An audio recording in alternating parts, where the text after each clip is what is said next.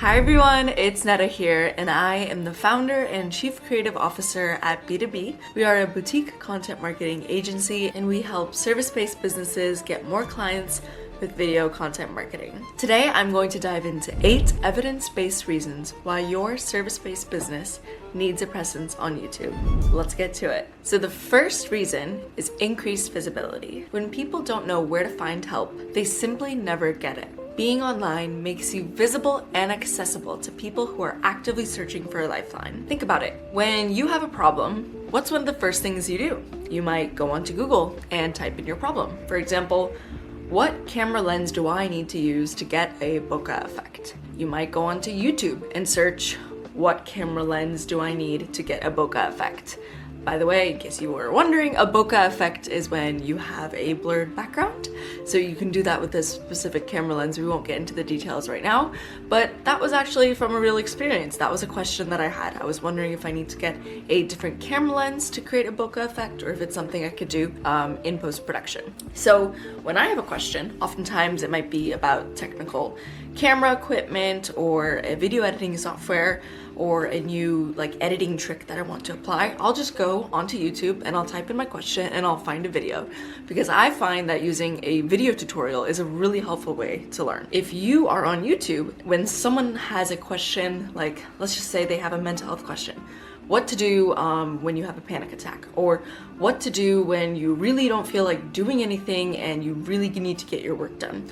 Or maybe you're a life coach and your target client might be asking questions like, I'm feeling really stuck in life. How can I get unstuck, and how can I move forward and achieve my goals? So these are all different examples of some questions that people might have, and you want to be the first person to pop up when they go type in their question. Reason number 2, amplifying your impact. So traditional service-based businesses are limited by time. Think about consultant sessions, therapy sessions, financial advisor meetings, marketing strategy sessions, and any sort of consultancy, service-based business, or advisory session. Content creation breaks the ceiling. For example, when you record a video explaining a new trend or a new AI technology or 10 pieces of advice to solve XYZ problem, you are amplifying your impact. You are not just sharing this advice for one person in that one-on-one client call. You are posting this video for the entire world to see and for the entire world to be influenced by your expertise. Isn't that so cool that you could really stretch your reach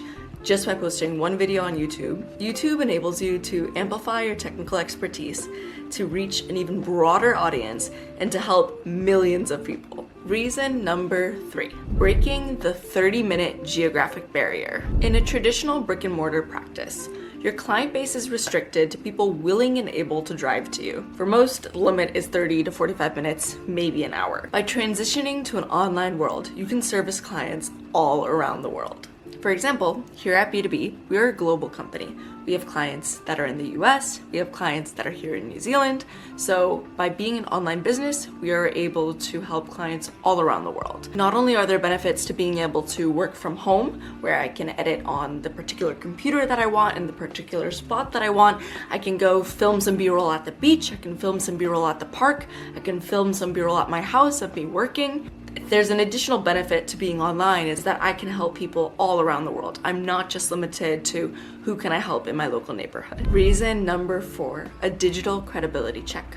When a prospective client hears about you from a referral or comes across you in some other way, the very first thing they're likely going to do is look you up online. I mean, think about it. When you meet someone, what is the first thing you do? You might go and stalk their Instagram page, or if you've been applying for jobs, or if you think back to when you previously applied for a job, you've probably heard, be careful what you post on social media, because employers are likely to check your social media accounts to see what kind of person you are, what kind of person they're going to be hiring with, what kind of teammate you might be. So you wouldn't want to post lots of photos partying or things that you just wouldn't want your employer to see, and you're probably careful about what you post. Well, the same goes for when clients are researching your business and your product. They'll want to see your presence. So a similar thing applies to when clients are doing research before they decide to sign on with you. They might research your business. They're going to research you. They want to see what kind of person you are, how you show up in your day-to-day. And especially for businesses that involve high trust, like therapists, consultants, coaches, advisors, you are really selling yourself. So not only is the person going to want the results and the expertise and the technical knowledge that you bring to the table, they're also going to want to work with you as a person. So they're going to want to think to themselves, ooh, can I connect with this person? For example, I recently signed on to this gym, and one of the benefits of this gym is that there are these personal trainers that you can hire and work with. So I spoke to a few of them, and I was keeping an eye out for, not only was I interested in learning more about their experience and their level of experience and their training, I was also interested in how we clicked with each other, because I'm thinking, yes, I'm gonna pay them and I want results, but I'm also spending a lot of time with this person, and I wanna make sure it's someone I can trust, someone I feel comfortable with, someone I feel comfortable talking to about my own health goals and personal goals. Like, it's very personal. So for a lot of these service-based businesses, the people that are gonna work with you are also are gonna want to work with you, and you want to think, think of it as the client might also be looking for a friend. They want someone friendly, they want someone approachable, they want someone they can trust with their challenges, who can lift them up. Yes, it's a job, yes, they're paying you for work, but they are gonna wanna love working with you as a person. So when you're building your social media, think about how you want to show up for the world, how you would want to show up for your friends. Keep it positive, keep it upbeat, keep it real, and make sure you continue to bring beautiful, friendly, and be very mindful about the types of content that you post, and also just make sure you have a presence. So if you don't have one, just get started. Create that YouTube account, create that Instagram account.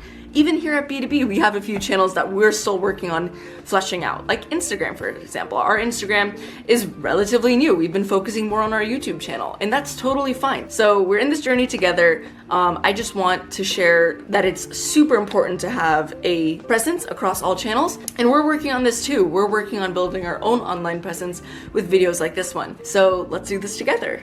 And while we're on this topic, I just wanted to take a moment to say I'd really appreciate it if you could hit that like and subscribe button. It helps YouTube know that this video is worth watching, and it can help share with other people so that we can also make a greater impact. Thanks so much for supporting our channel, and let's get right back to it. So reason number 5, you need a YouTube presence because it has an unmatched return on investment. So 2026 data from Nielsen shows that YouTube consistently delivers a 23% higher ROI compared to other social media channels. So YouTube is optimized for measurable business outcomes rather than superficial engagement metrics.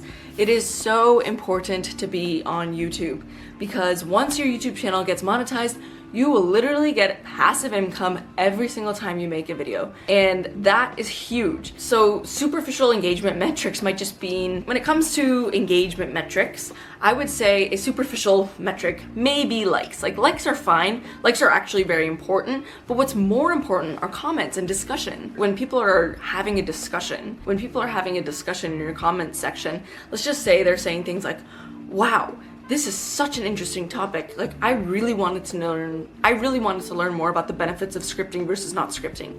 I would say a superficial engagement metric might be the thumbs up, thumbs down. I mean, they are important, but it's not as important as a comment and a discussion.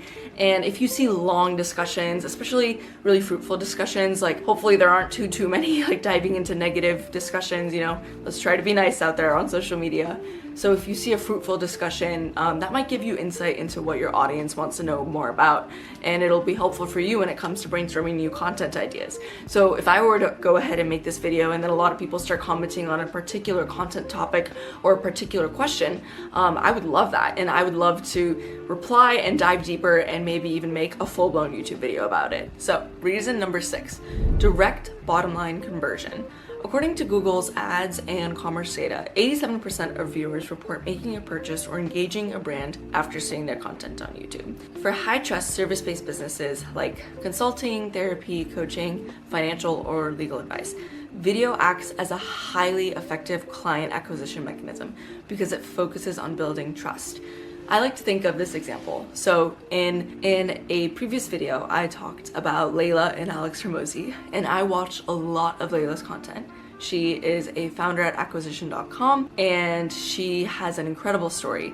So while I haven't met her in person, I watch her videos a lot. I learn a lot from her, and sometimes it just feels like I'm listening to a friend giving me advice and talking to me, and it's the most wonderful thing. But I like to think of my relationship with Layla, like quote unquote relationship, as an excellent example of how YouTube helps you build trust with someone. I'm really getting to know her. I know her life story. I feel like I know her. I hear advice from her.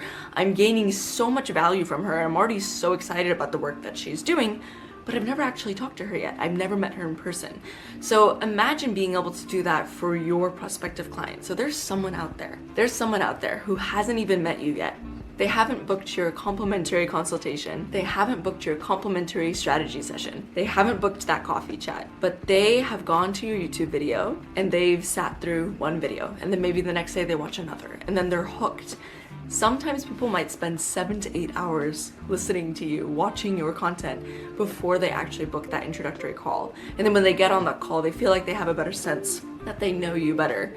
And I think it's super duper important, because in a similar way to how I've been engaging with Layla's content, and I feel like I've been getting to know her, wouldn't you want some of your prospective clients to hop on a call and feel like they have some foundational knowledge in what you can help them with? Wouldn't it be cool if they already come prepared with more specific questions and they want to get to know more about what you can do for them? It's something so beautiful how you can touch the lives of so many people, how people can have a relationship with you, and as your channel grows bigger and as you become more and more successful, like Layla and Alex Hormozi don't have time to meet with every single person, and some people can't afford like their workshops that cost thousands of dollars, but they can still touch the lives of the people who can't afford their services yet with their free YouTube content. So you can make a massive impact. You can get clients and get customers and help those people who will be paying you, but you can also help people who maybe can't afford it or maybe aren't at the stage at their business where they could afford your services. So you're helping build so many people up, and you're making your services accessible to a wide range of people. So reason number 7, deep focus consumption versus scrolling. So viewers currently consume over 1 billion of hours of YouTube content daily on living room TVs. This metric highlights a massive shift from the casual, fast-paced mobile scrolling to deep focus viewing. It provides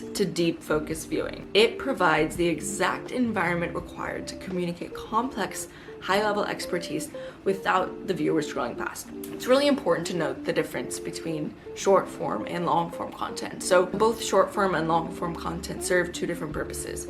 The goal of short form content is to capture someone's attention and to just get your name out there. It's kind of like brand awareness. So maybe you guys are watching some of my shorts and then you click on this video and now you're learning about the 8 reasons you need to have a YouTube presence. So long form video is where you can dive deep, where you can get really specific. So I might tell you in short form content, you gotta be on YouTube, here's why, and I might say that in like 30 to 60 seconds, but then in a long form video, I'm gonna dive into the 8 reasons why. I'm gonna show you, these are my main top 10 takeaways from this topic, and whatever you wanna say. So the long form is where you can build the relationships, it's where you can share a lot of your knowledge and you can get really, really deep.